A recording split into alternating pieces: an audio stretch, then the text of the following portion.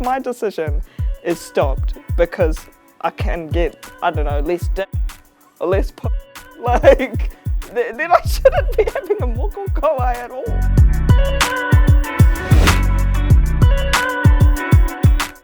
Moko kanohi, he taonga tuku iho, he taonga ka whaia e tōku reanga, e tōku whānau, kei te whakaaro ake au, mō tōku ara ki te maumoko kanohi.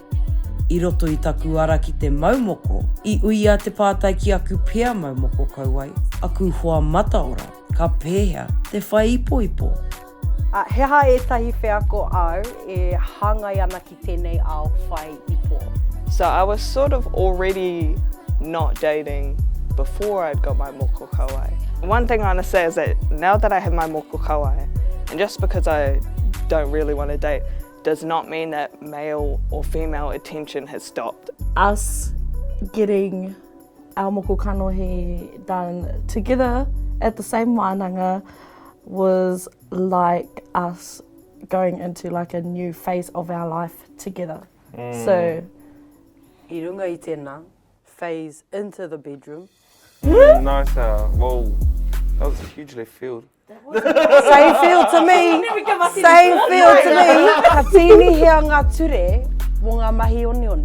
Ai, oni oni, where mea mahi mai, he mea Māori, I think there wouldn't be any different ture because you're wearing moko kanohi, because our tipuna were the horniest. Yeah. But there is a space where you do have to wānanga with yourself about maybe what your tikanga are or... well, for me, it was a wānanga that I had internally way before it even touched my face. Moko kanohi is not a come to Jesus moment. Yeah. It's not a tapu space. He wā hākari, he wā whakahihi, he wā whakahirira. I'm not saying nothing's tapu, but things like wai, kai, ai, he mea hei whakanoa I te tapu. Some people are concerned if they do get not just moko kanohi, it might impact their chances of finding a partner. Do you have any whakaaro around that? Yeah, I think, it's an invalid thought. Yeah. You should look past that because either way, you're going to look beautiful. Kei konei tō hoa haere, eh? Yeah, and if they're not going to accept that part of you, then yeah.